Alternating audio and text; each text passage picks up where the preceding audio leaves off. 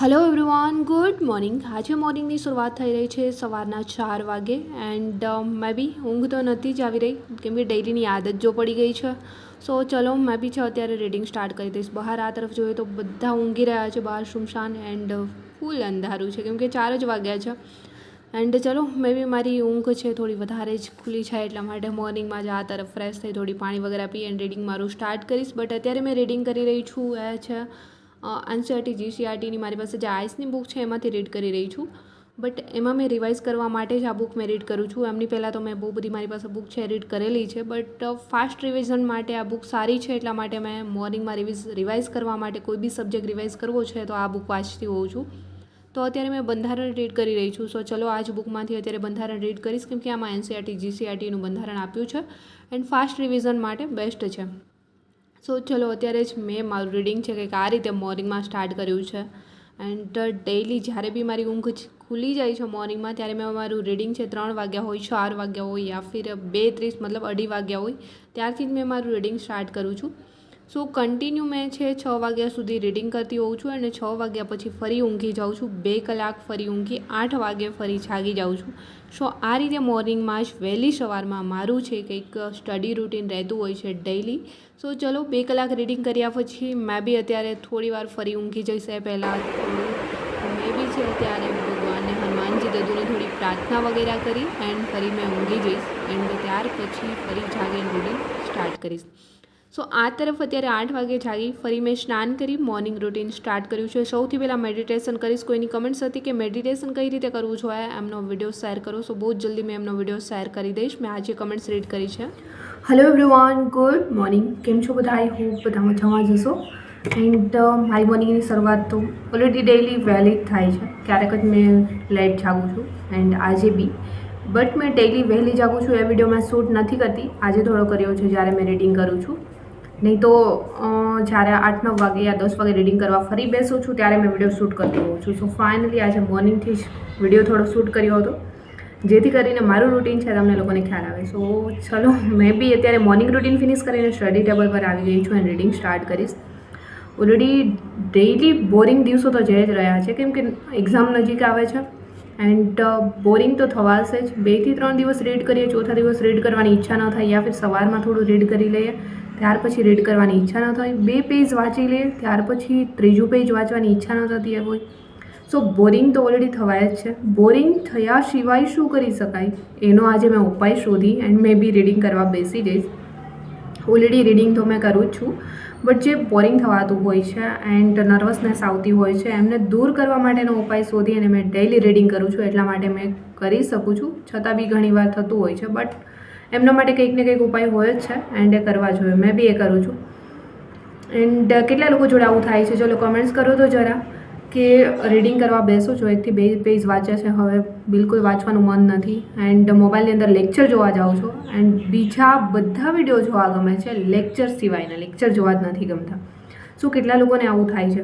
એવું નથી કે તમે રીડિંગ કરવા નથી માગતા, રીડિંગ કરવા બી માગો છો, તમારામાં અવેરનેસ બી છે, તમને ખ્યાલ બી છે એક્ઝામ નજીક આવી રહી છે, આટલા દિવસો છે, છતાં બી તમે કરી નથી શકતા. એમનો મતલબ શું છે એ ખ્યાલ છે તમને કે જ્યારે આપણી અંદર બહુ બધા વિચારો દોડતા હોય છે કે હવે તો આટલા જ દિવસો બચ્યા હું શું કરી શકીશ.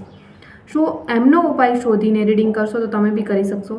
એન્ડ જે લોકો વાંચી નથી શકતા એન્ડ ખરેખર આવું થઈ રહ્યું છે, ખરેખર આવા વિચારો આવી રહ્યા છે, નર્વસનેસ આવી રહી છે, તો એ લોકો માટે કમેન્ટ સેક્શનમાં જઈને કમેન્ટ્સ કરજો. મેં મોટિવેશન વિડીયો છે એક અપલોડ કરી દઈશ કે આવું થાય છે તો શું કરવું જોઈએ.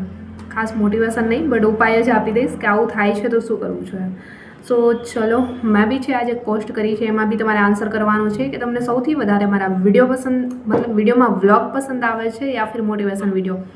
જો મોટિવેશન વિડીયો તમને સૌથી વધારે પસંદ આવી રહ્યા છે તો મેં જસ્ટ મોટિવેશન વિડીયો શેર કરીશ એન્ડ વ્લોગ પસંદ આવી રહ્યા છે તો મેં જસ્ટ વ્લોગ શેર કરીશ. સો તમારે આજે કમેન્ટ સેક્શનમાં જણાવવાનું છે સૌથી વધારે તમને મોટિવેશન વિડીયો પસંદ છે, મોટિવેશન વિડીયો જોઈએ છે યા ફિર વ્લોગ જોઈએ છે. સો ચલો મેં બી અત્યારે સવારમાં છે બહુ વધારે મારો ટાઈમ બરબાદ નહીં કરું એન્ડ મેં બી રીડિંગ સ્ટાર્ટ કરીશ. નહીં તો એક તો માઇન્ડને મનાવી લીધું છે રીડ કરવા અને સ્ટાર્ટ કરું તો જલ્દીથી સારું કહેવાય. નહીં તો મેં બી છે માઇન્ડ મારું ફરી ક્યાંક ફરવા જતું રહેશે તો ફરી મન નહીં લાગે. સો એટલા માટે મેં બી અત્યારે રીડિંગ સ્ટાર્ટ કરી દઈશ એન્ડ ત્યાર પછી આગળનું રૂટીન તો મેં ડેઇલી તમારી જોડે શેર કરું જ છું ઓલરેડી. એન્ડ જે તમને લોકોને મેં આગળ જણાવ્યું એ પ્રોબ્લેમ તમને થતો હોય તો કમેન્ટ્સમાં લખજો, જેથી કરીને વિડીયો છે મેં તમારી જોડે શેર કરીશ એન્ડ ઉપાય જણાવીશ કે શું કરવું છે. સો ફાઇનલી ચલો મોર્નિંગમાં જ અત્યારે મેં બંધારણ હાથમાં લઈ લીધું છે. એકવાર રીડિંગ થઈ ગયું છે બંધારણ એન્ડ અત્યારે ફરી કરી રહી છું. એન્ડ કોઈ વારંવાર કમેન્ટ્સ કરી રહ્યું હતું, ગર્લ્સ આઈડી કોનું છે મને ખ્યાલ નથી, બટ કમેન્ટ્સ આવી રહી હતી કે સંઘ અને રાજ્ય ક્ષેત્ર કરવું જોઈએ, નાગરિકતા કરવી જોઈએ. તો સંઘ અને રાજ્ય ક્ષેત્ર છે એ સિલેબસનો ટોપિક છે, એ કરવો જોઈએ, નાગરિકતા નથી. બટ એમને જસ્ટ ઉપર છેલ્લું ફટાફટથી જોઈ લેવાનું, બહુ ખાસ લાગે તો, બાકી ન કરો તો ચાલે. સો આઈ હોપ કે ખ્યાલ આવી ગયો હશે. તમે જે બી વિષય વાંચો છો પહેલાં તમે સિલેબસ છે એ ટિક માર્ક કરો બુક્સની અંદર અને ત્યાર પછી એટલા જ ટોપિક વાંચો. હવે કોઈ ફૂલ બુક્સ વાંચવાની જરૂર નથી, આ રીતે કરો જેથી કરીને સિલેબસ બહુ જલ્દી કવર થઈ જાય, કેમ કે 2 જ મંથ બચ્યા છે. 2 મંથમાં શું કરી શકીએ એ કરવાનું છે. એન્ડ 2 મંથની અંદર ડેઇલી 11 કલાક કઈ રીતે વાંચી શકાય એ રીતે કંઈક ટ્રાય કરો. મેં તો કરું છું. એન્ડ વચ્ચે 2-3 કલાકના બ્રેક લેવા છતાં બી 11 કલાક સમથિંગનું ટાઈમ ટેબલ મારું બની ગયું છે એન્ડ ફોલો બી કરી લઉં છું. સો તમે બી કંઈક આવું કરી શકો છો. સો ચલો મેં બી અત્યારે રીડિંગ સ્ટાર્ટ કરીશ અને 11 કલાક કઈ રીતે રીડિંગ કરી શકાય એ વિડીયો ટાઈમ ટેબલનો જોઈતો હોય તો કમેન્ટ્સમાં જણાવજો. એ બી મેં તમારી જોડે શેર કરી દઈશ ફ્રી થતાની સાથે. બટ અત્યારે મારું રીડિંગ સ્ટાર્ટ કરીશ એન્ડ નેક્સ્ટ વિડીયોમાં એ મેં તમને જણાવીશ. સો ચલો અત્યારે તો મેં તમારી જોડે સ્ટડી રૂટીન શેર કરીશ. સો ચલો અત્યારે બી મેં જે મોર્નિંગમાં બુક રિવાઇઝ કરી રહી હતી એ જ રીડ કરી રહી છું. બંધારણ એમાંથી રીડ કરવું મને ગમે છે, કેમ કે આમાં લખાણ બહુ સારી રીતે આપ્યું છે, અલગ અલગ પેરેગ્રાફ પાડીને, અને કલરફુલ પેજ છે અને મોટા અક્ષરો છે, એટલા માટે વાંચવું મને ગમે છે. ફાસ્ટ રિવિઝન માટે બેસ્ટ છે, બહુ ડીપમાં નથી. તો બી મેં એકવાર રિવાઇઝ કરવા માટે આ બુક રીડ કરી રહી છું. નહીં તો મેં પહેલાં બંધારણની બુક છે શહેજાદ કાઝી સરની બુક રીડ કરી છે એન્ડ અત્યારે રિવાઇઝ કરવા માટે આઈસની બુક કરી રહી છું. એન્ડ તેમ છતાં બી શહેજાદ કાઝી સરની બુક છે તો મેં રીડ કરું છું. એમાં જે અંડરલાઇન કરી છે મેં પહેલી વાર રીડ કરતી હોય ત્યારે, તો એ અંડરલાઇન કરેલી જ ફટાફટથી બુક છે રિવાઇઝ કરી લઈશ. એન્ડ આમની અંદર NCERT આપ્યું છે તો થોડું રીડ કરી લઈએ એટલા માટે ખ્યાલ આવી જાય. એન્ડ ત્યાર પછી છે મેં ડેઇલી જ્યારે રીડિંગ કરતાં બોર થાઉં છું ત્યારે MCQ PYQ વગેરે સોલ્વ કરતી હોઉં છું, જેથી કરીને માઇન્ડ બી થોડું ફ્રેશ થઈ જાય એન્ડ ખ્યાલ આવે કે કઈ ટાઈપના પ્રશ્નો બની રહ્યા છે અને એક્ઝામમાં પૂછાઈ શકે છે. એન્ડ એમાંથી બી બોર થાઉં ત્યારે મેં લેક્ચર વગેરે જોઉં છું.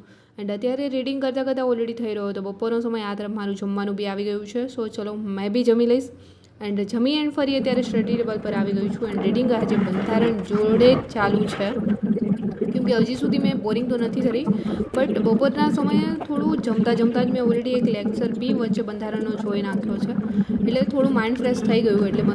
એટલા માટે મેં અત્યારે છે બોરિંગ નથી થતી. સો ફરી મેં જ સ્ટાર્ટ કર્યું છે અને જ્યારે બોરિંગ થઈશ ત્યારે ફટાફટથી મેં બુક્સ છોડી દઈશ. અત્યારે તબિયત થોડી ખરાબ લાગી રહી છે એટલા માટે મેં બી ઊભી થઈ એન્ડ આવી ગઈ છું કિચનમાં. ગરમ પાણી થોડું કરી એન્ડ ઓર્થોનિલનું જે એક છે ચૂર્ણ આવે છે, મતલબ પાવડર જેવું, એમને લઈ લઈશ. એ પીવાથી કેવું થાય છે કે બોડીમાં કોઈ પેઇન થતું હોય યા ફિર હાર્ટની અંદર તાવ હોય તો જતો રહે, તો ગોળી ન લેવી પડે. તો અત્યારે મેં બી એ જ પી લઈશ. સો આવી ગઈ છું કિચનમાં, ગરમ પાણી જોડે એડ કરી લીધી છે. કોઈની કમેન્ટ્સ હતી કે આ શું છે, મેડિકલમાં મળી જશે. ઓર્થોનિલની એક ચૂર્ણ આવે છે. સો હે ગઈ અત્યારે રીડિંગ કરતાં ઓલરેડી 3:30 સમથિંગ થયા છે એન્ડ જે બી ચેપ્ટર મેં રીડ કરી રહી હતી એ ફિનિશ થઈ ગયું છે. હવે મેં એકને એક રીડ કરીને બોરિંગ ન થાઉં એટલા માટે જ્યારે બી બહુ વધારે બોરિંગ થઈ જતી હોઉં છું ત્યારે મેં MCQ એન્ડ PYQ સોલ્વ કરતી હોઉં છું. સો જે ચેપ્ટર રીડ કર્યું છે ને એમને ફટાફટથી એમના PYQ સોલ્વ કરીશ, જેથી કરીને ખ્યાલ આવે કે આમના પ્રશ્નો કઈ ટાઈપના પૂછાઈ શકે છે. સો ચલો મેં બી અત્યારે PYQ સોલ્વ કરીશ. એન્ડ ઘણા લોકો કમેન્ટ્સ કરે છે PYQની કઈ બુક લેવી. મારી પાસે ઓલરેડી PYQ માટે GCAની બુક બી છે એન્ડ યુવા ઉપનિષદની બી છે. તમે કોઈ બી લઈ શકો છો. અને ઘણા લોકો એવી કમેન્ટ્સ કરે છે કે યુવા ઉપનિષદની જે બુક છે એમાં સુધારા વધારા કરીને આવેલી છે યા ફિર જે ખોટા આન્સર આપ્યા હતા એમ જ છે. સો જો પહેલાંથી જે બુક માર્કેટમાં આવી ગઈ હતી એમાં તો ઓલરેડી ભૂલો છે જ, બટ એમની એપ્લિકેશનમાં છે આન્સર સુધારી અને મૂકી દેવામાં આવ્યા છે. તો પહેલાંની જે બુક છે એ તમે પરચેસ કરી હોય PYQની તો એમની એપ્લિકેશન પર જઈ એન્ડ ત્યાં આન્સરની PDF મળી જશે. એમાંથી જોઈ અને રોંગ આન્સર આપ્યા છે, ખોટા આન્સર આપ્યા છે, એ ખોટા જવાબોનો તમારે છે PDFમાંથી જોઈને જે સાચા જવાબો છે એ ટીક માર્ક પહેલાં કરી લેવાના છે, પછી PYQ સોલ્વ કરવાના છે. સો આ રીતે કરવાનું આખી બુકની અંદર.